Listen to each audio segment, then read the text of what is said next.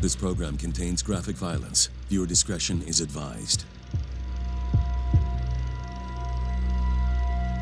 When Texas beauty queen Erin Caffey falls in love with the wrong guy. 911, what's the address of your emergency? I've got a man that's been shot. A sordid love affair identical to the movie Fear tears a loving family apart. In both the movie Fear and Erin Caffey's life, what starts out as an innocent crush soon becomes a deadly infatuation. And like Reese Witherspoon in the movie, Erin can't have what she desires most. This relationship is over! The way that Erin's father responded to her Charlie was exactly a carbon copy of how Nicole's father responded in the movie Fear. When Erin's boyfriend doesn't get what he wants, he vows to destroy anyone standing in his way. I loved him. Charlie Wilkinson says that the only way they could be together is if her parents were out of the picture.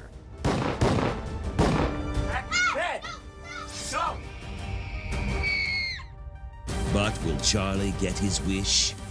It's so sad because he didn't want anything to stand in his way of finally being happy and feeling secure.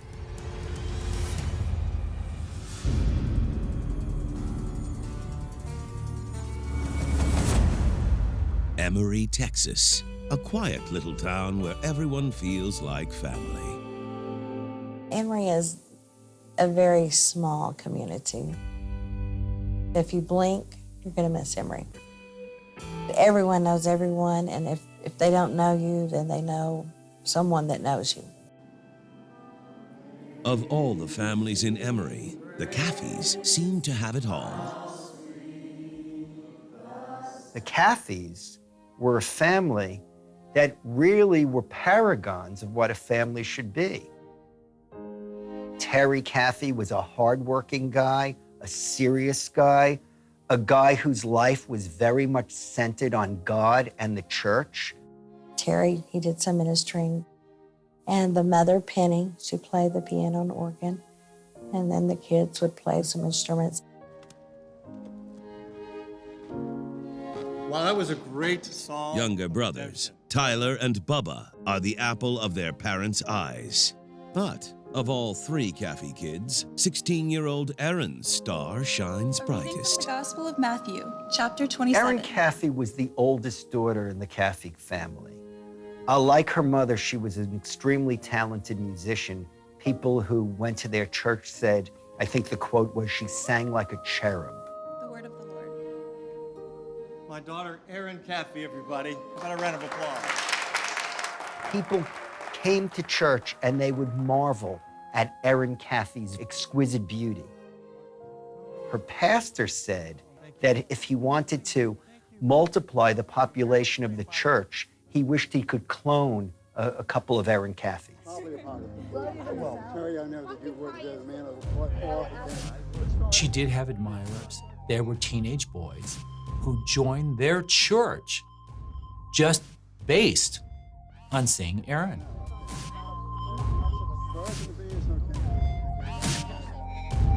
As in the movie Fear, Erin seems to have a life similar to Reese Witherspoon's character Nicole.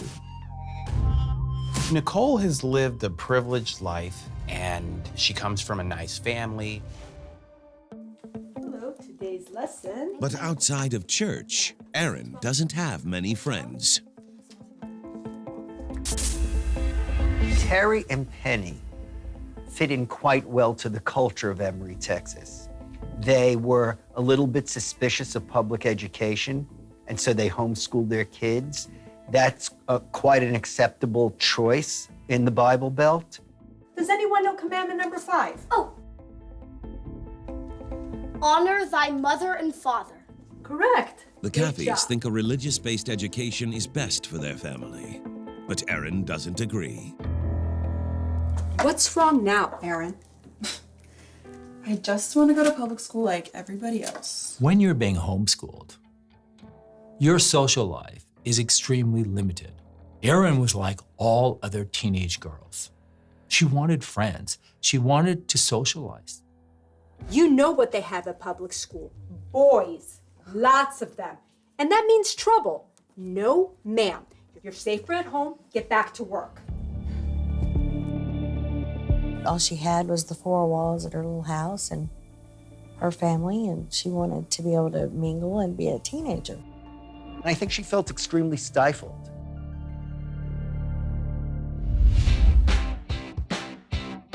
Erin yearns for a little freedom, and she finally gets her wish.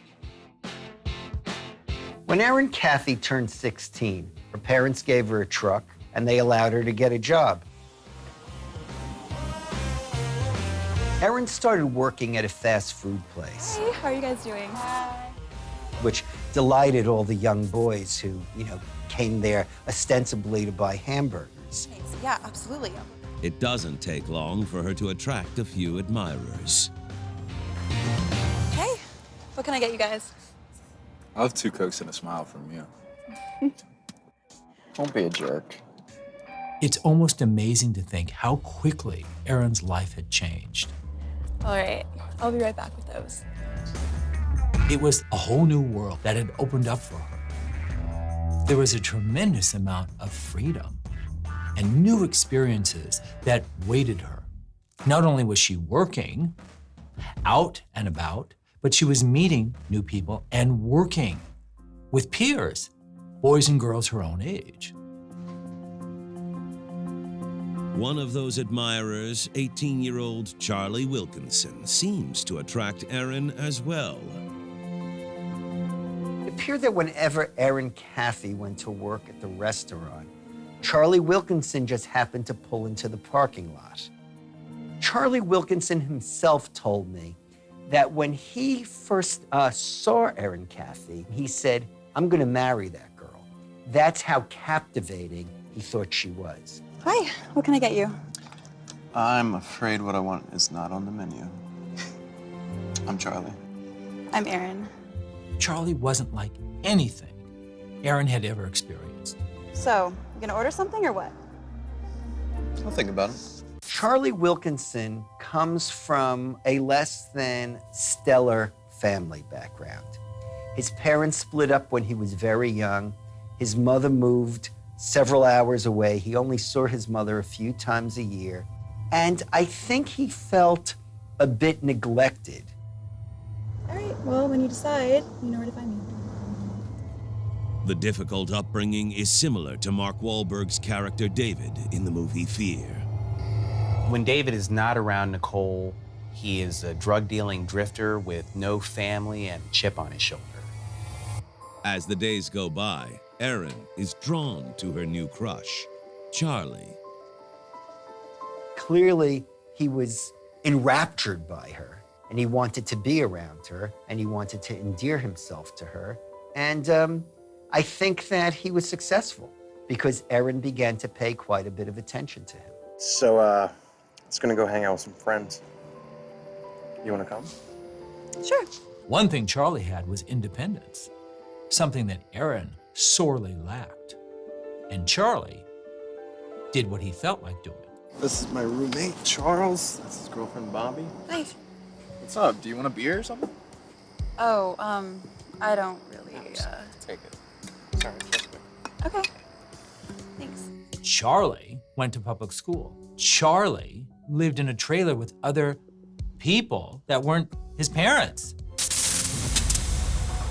In the movie Fear, Nicole Walker, played by Reese Witherspoon, meets the boy of her dreams by chance as well. In Fear, Nicole is playing hooky from school and goes to a pool hall with her friends. And it's there that she sees David. And the attraction between them is instantaneous.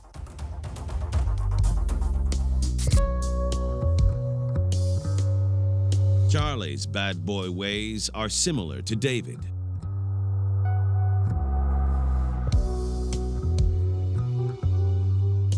As the summer flies by, Charlie and Erin are inseparable.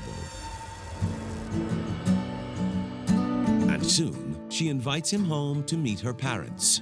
I think you're really gonna like him.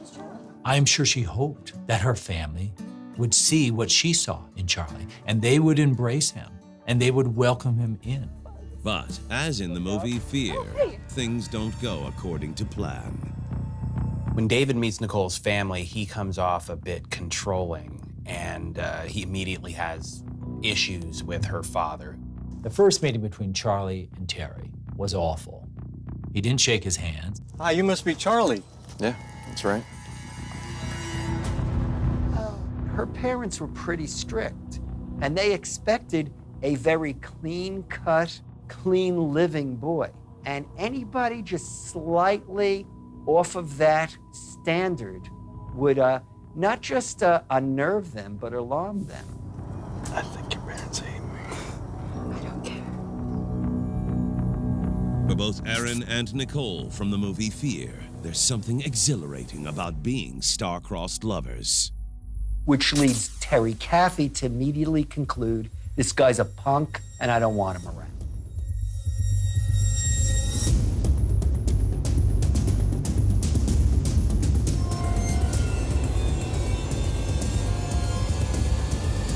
The Caffeys essentially rejected him. Once she has these little tastes of freedom, she begins to pull away from her parents and behave in ways that make her parents quite uncomfortable. She was going to be the one who made all the decisions, and nobody was going to get in her way.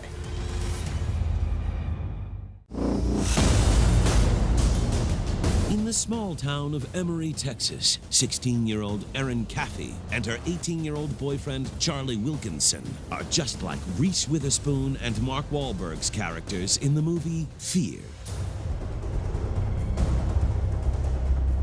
When Erin first brought Charlie home, his definition of respect was not Terry Caffey's definition of respect.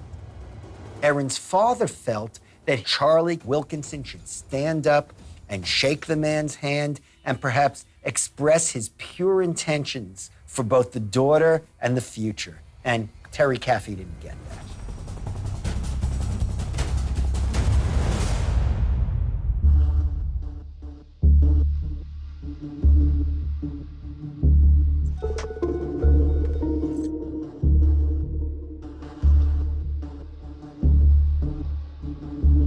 Charlie was a young man who did what he wanted to do. If Charlie didn't like something, he said it.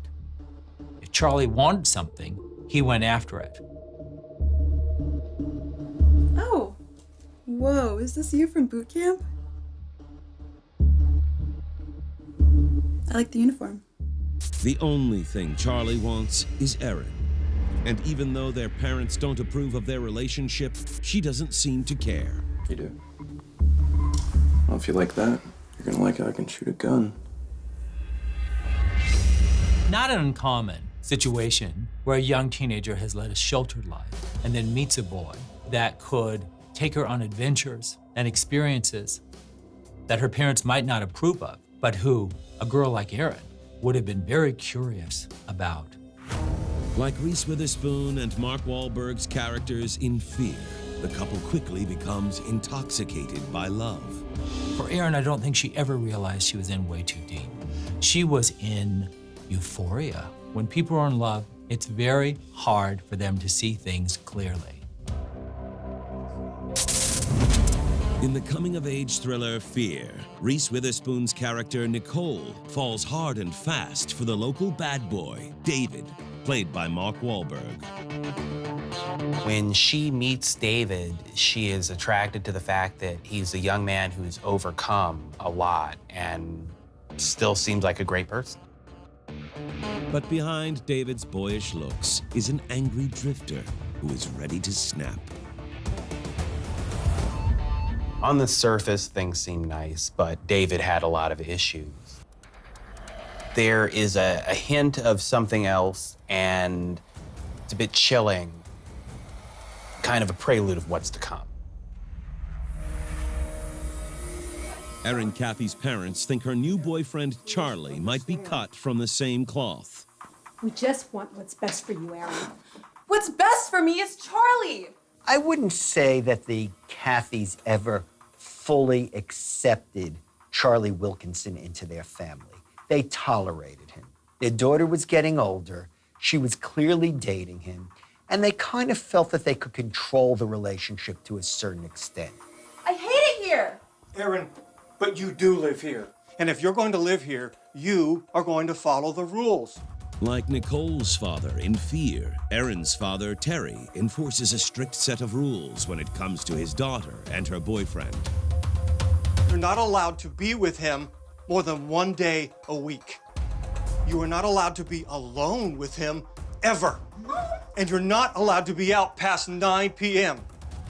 I think Erin deeply resented her parents' control over her life. The fact that she couldn't really make her own choices. Everything she was doing, it appeared, her parents had to approve first. I said, do you understand? Yeah. Eventually, the Caffeys allow Erin to attend public school, so Penny Caffey can return to work. While away from her parents, Erin only gets closer to Charlie. I love this ring. Especially after he surprises her with a gift. This isn't quite an engagement ring, it's a promise ring that they're going to promise themselves to each other. The ring symbolized, in Charlie's eyes, security. I love you. I love you too. It was his mother's ring from his parents' broken marriage, and it was his way of trying to say, putting this ring on her is going to give me that family, that life back that I lost. But when Erin's parents learn about Charlie's pledge, they are furious. Any parent would have been concerned when their 16-year-old daughter comes home with a promise ring from a boy she hasn't known for a very long time. Oh shoot, I have to go. Okay, I'll see you later. Now, in Fear, Nicole's father demands that David never see his daughter again. Terry Caffey does the same. So my daughter comes home with an engagement ring. Cool it. You want me to make an honest woman out of her, right? You don't want everyone in town thinking she's a slut. This relationship is over. If I ever see you with her again, there will be trouble. Watch it, old man. The encounter is Charlie's breaking point. It changed his perspective of his future. He felt threatened by his security with Erin. He was mad then. He did tell me he was mad.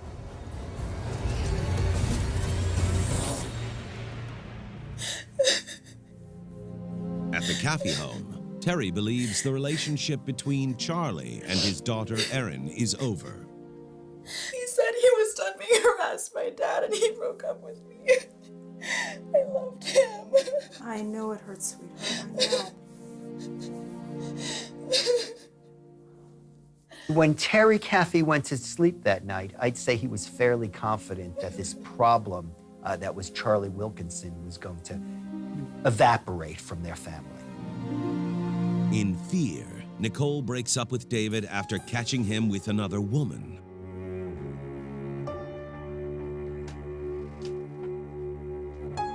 The difference between their relationship and Erin and Charlie's is that Erin and Charlie's breakup was just a lie.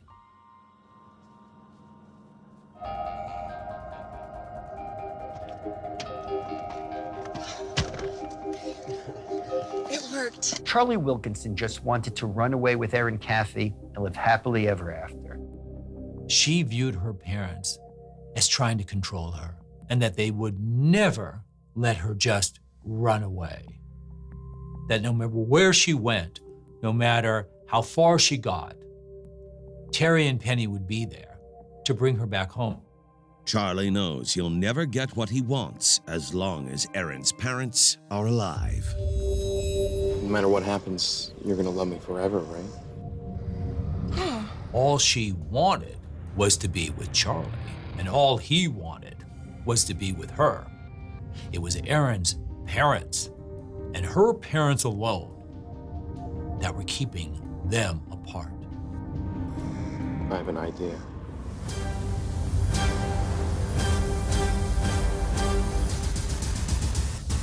And for that, they needed to die.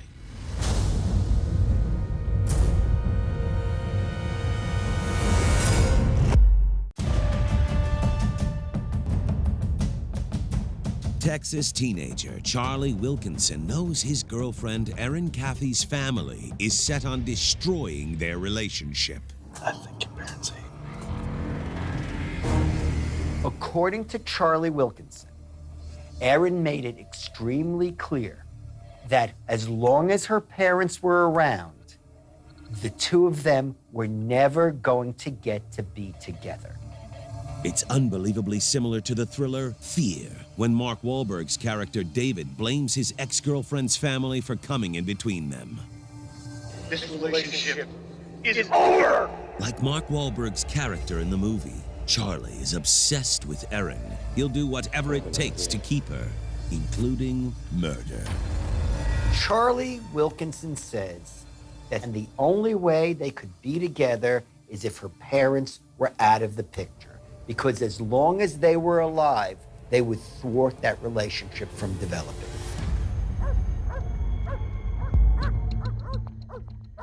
Charlie wants the Caffeys gone, but he needs help. So he recruits two of his friends. It was a guy named Charles Wade, who was 20 years old, but he already had financial burdens. He had 2 kids. He desperately needed money. And if Charlie Wilkinson was going to give him a nice little payday, he was willing to do anything. Charles Wade's girlfriend, Bobby, is also in on the plan as a getaway driver.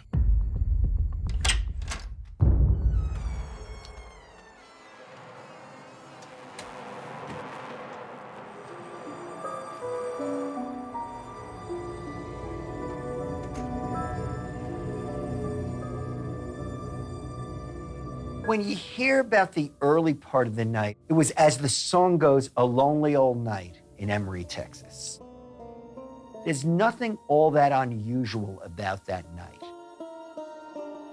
Except that Charlie and Charles are headed straight for Erin's parents' bedroom in order to slaughter them.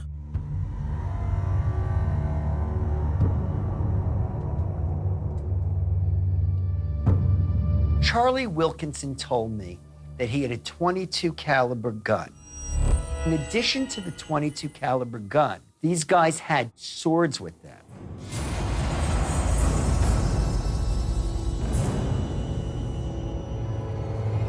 Charlie Wilkinson and Charles Wade go into the dark bedroom.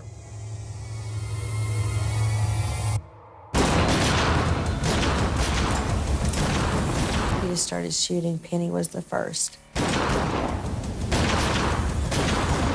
He shot her several times, and that's when he got the sword, and he basically decapitated her.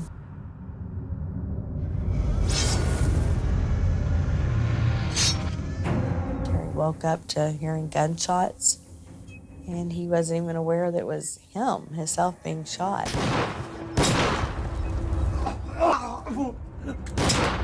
Terry Cathy gets blasted out of the bed. He gets blasted onto the floor. And he rolled off of the bed, between the bed and the nightstand and the wall. And he just laid there thinking maybe they'll go away. Charlie continues shooting until his gun jams. Mom! Dad! The parents were shot. And it was after that that they went upstairs. Thinking they may be eyewitnesses to the crime, the two killers hunt down their next victims.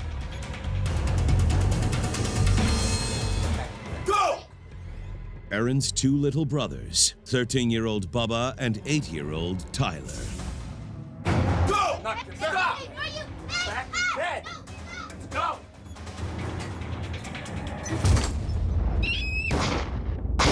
Charles Wade takes the .22, fires at Bubba Caffey, and it's a direct hit.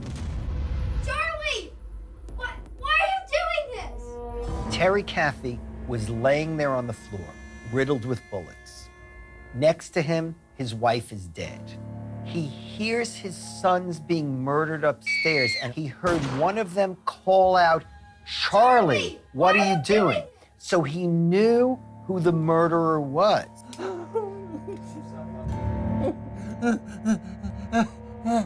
And then the youngest one,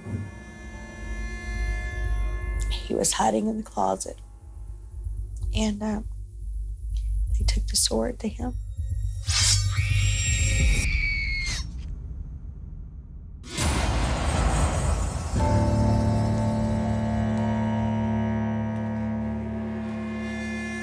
Charlie Wilkinson and Charles Wade ransack the home, looking for cash and valuables they can steal. Come on, man! Hold on. Wade has been promised any money he can find as payment for killing the Caffeys. For all the planning, for all the bloodshed, for all the horror, in the end, Charles Wade ended up with, I think, $325. I don't know if that's a sufficient price to pay someone to murder a whole family. To make sure that no one survives the attack, the killers have one last plan in store for the Caffey family. When Charlie and Charles are done, they set the house on fire, hoping to erase any evidence of the murders that they have just committed.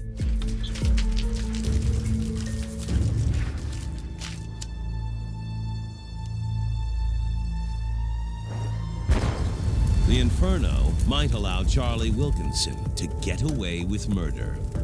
Who could ever have imagined that something this horrific would have ever befallen this family?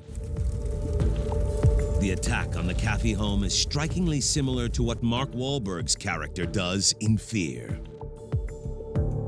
David blames her father as well as the entire family for their breakup, and he wants to exact revenge. He goes out and recruits some friends to help him, and together they all terrorize Nicole's family.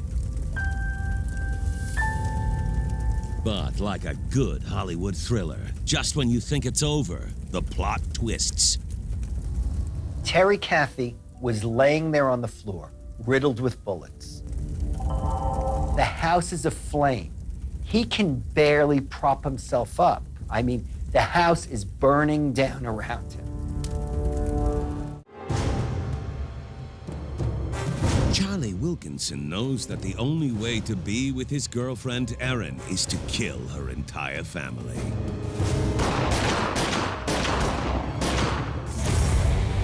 In the 1996 thriller Fear, David, played by Mark Wahlberg, also believes his girlfriend, Nicole's family, is standing in the way of their true love.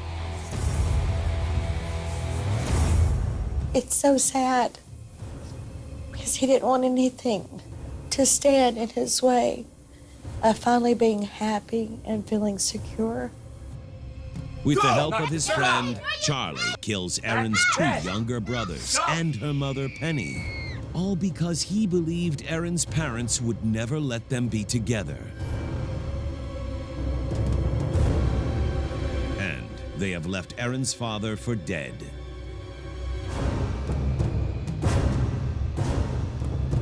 Terry Caffey was peppered with bullets. His wife was practically beheaded next to him. For the next hour, Terry crawls 400 yards, desperate to live.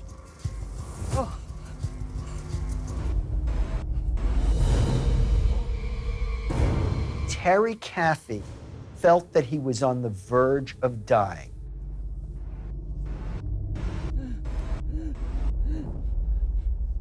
But he couldn't die.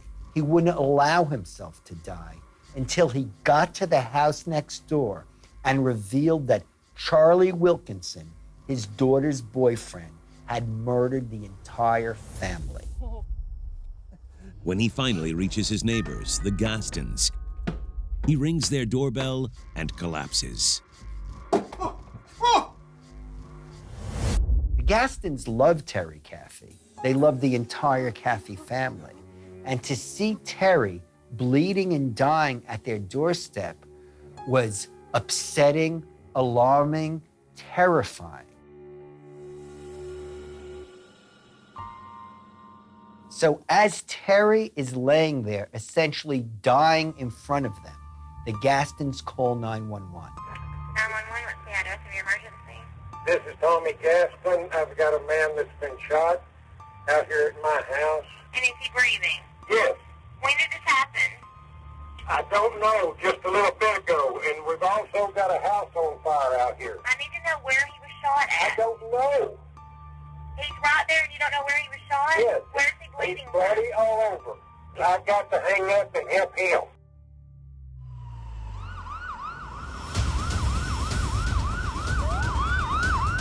Terry falls into a coma as he's rushed to the hospital.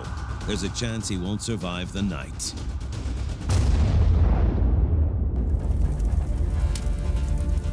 Back at the crime scene, firefighters fight the blaze that's consuming his home.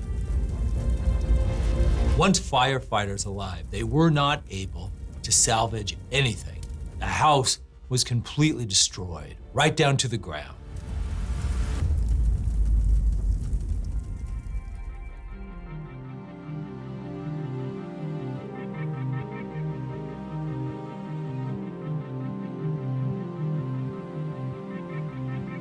Firefighters expect to find 4 bodies in the ashes, thinking Charlie wiped out the entire family, even Erin in a fit of rage.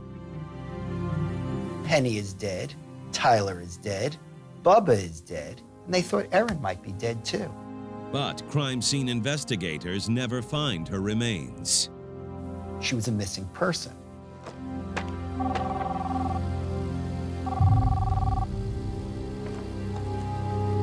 This is the chief. Soon, word begins to spread around town that Charlie Wilkinson is the killer. Okay, thanks for the news. We'll head right over. The only person who had motive was Charlie Wilkinson. And this is a small town. So one of the deputies goes, "Oh, Charlie Wilkinson. He actually spoke to me about his problems with Erin's parents." It doesn't take long for authorities to locate Charlie, Charles Wade, and his girlfriend, Bobby. These kids thought that they were basically going to get away with murder. Get your hands up. Let me see your hands. Not realizing that when police learned about the fire and the killing, the first question they asked was, who would have motive to kill the Caffeys? And the only person who had motive was Charlie Wilkinson. Anna! Let's go. Come around. Let's go. Yeah. Get up. Come with me. Let's go. Get up. Move. But the question that remains on everyone's mind, what happened to Erin Caffey?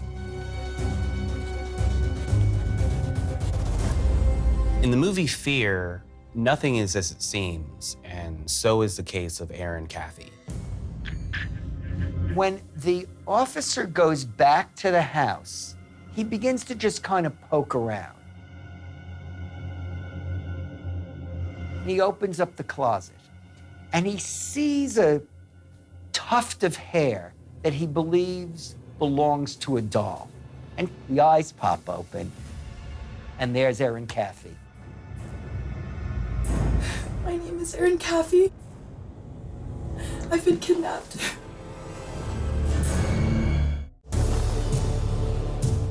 In Emory, Texas, Terry Caffey's disapproval of his daughter Erin's boyfriend has become a haunting nightmare.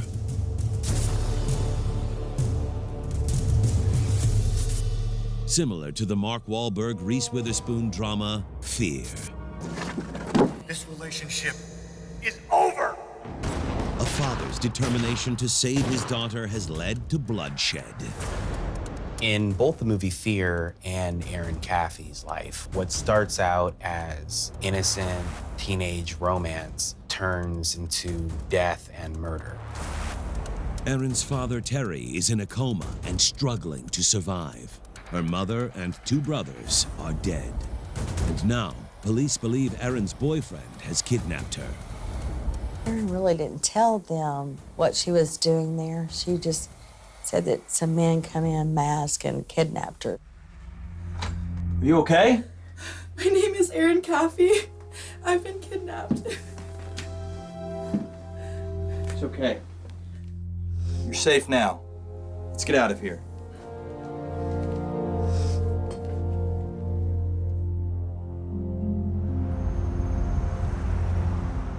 At the station, authorities question Erin's boyfriend, Charlie Wilkinson, his friend, Charles Wade, and Charles's girlfriend, Bobby Johnson, in connection with the murders.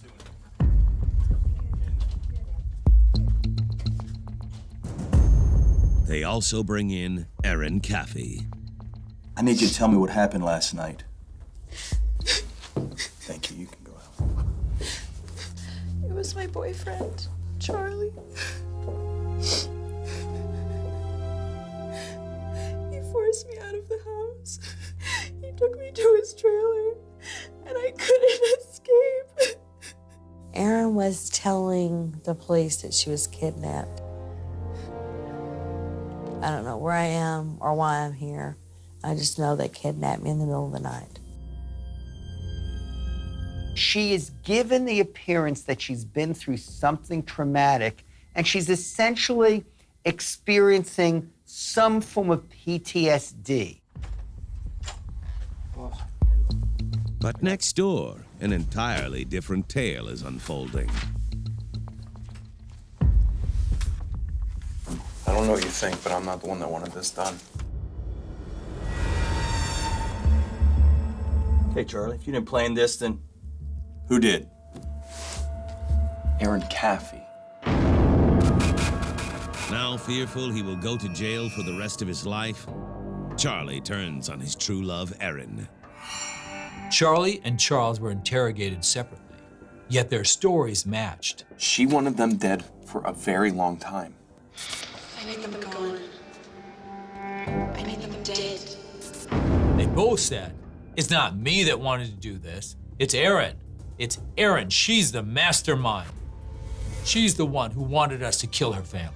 Erin knew that she and Charlie could never be together as long as her parents were alive. I want you to kill them for me. She was like, it will never work. They will always be interfering. If you want to be with me, this is the only way. Will you kill them for me?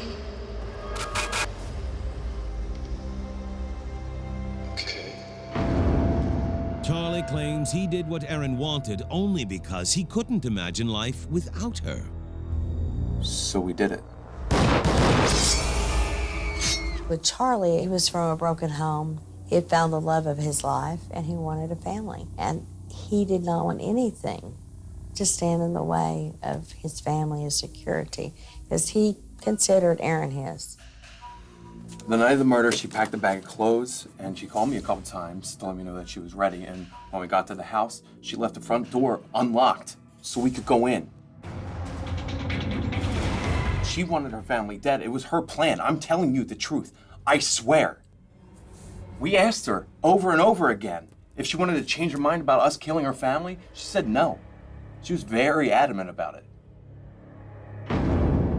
The men tell authorities as her family was slaughtered, Erin waited safely in the getaway car. Erin sat with Bobby and heard the screams of her family as they were murdered. Stop! And she was happy and gleeful. Back in bed! Go! And waited impatiently for Charles and Charlie to return so she could escape.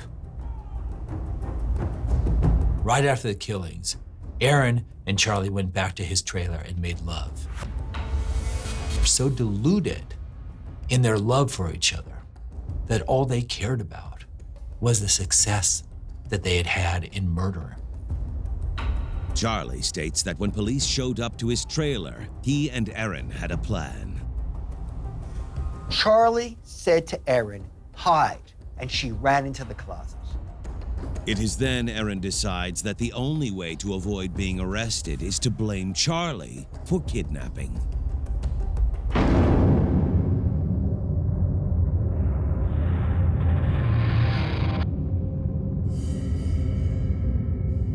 Although authorities have a hard time seeing Erin as a cold-blooded killer, all the evidence points to her as the mastermind of her family's demise. It was Aaron! It was all Aaron! When Erin's phone was confiscated, it was clear that not only was she calling Charlie constantly in the hours leading up to the murders, she was texting and instructing Charlie and their friends to come to the house and get this thing done. Erin is arrested along with her boyfriend Charlie and their friends Charles and Bobby. She thinks her boyfriend has wiped out her entire family. But at the hospital, Terry Caffey's faith is helping him survive his darkest hour. He has come out of his coma. Terry Caffey is extremely weak, physically and mentally. He's initially hardened to learn that Erin Caffey is alive. His daughter is still alive. He has one member of his family who he can live the rest of his life with. And that is followed up with the most upsetting news that yes, she's alive, but she is a party in the murder plot. During the trial, Charlie Wilkinson, Charles Wade, and Bobby Johnson accept full responsibility for their crimes. Charles Wade and Charlie Wilkinson both received life without parole. Bobby Johnson received 40 years behind bars. But Erin Caffey is a different story. Erin is the only one of all the other three that has never confessed. You know, she's the youngest and she's the only one that's not confessed to her story. Terry Caffey accepts his daughter's involvement in the murders but refuses to believe she was the mastermind. A jury determined that despite what Terry Caffey wanted to believe about his daughter, she was the one completely responsible for this plot. It would not have happened without Erin. And as a result, she received 2 life sentences plus 25 years, and she won't be eligible for parole for more than 40 years. After the trial, Terry Caffey remarries. And like Nicole's father in the movie Fear, no matter what horrors transpired, he still stands by his daughter. Erin is the only thing he has left. He lost the rest of his family. And so how can he walk away from the only remnant of that family? As a result, he's shown compassion for Erin, he's shown forgiveness for Erin, and I believe he still loves her the way he did when she was a little girl. The irony to Erin's life is she wanted freedom to love and be with whom she loved. And now she's alone, in isolation, paying for the murder of her mother and 2 brothers.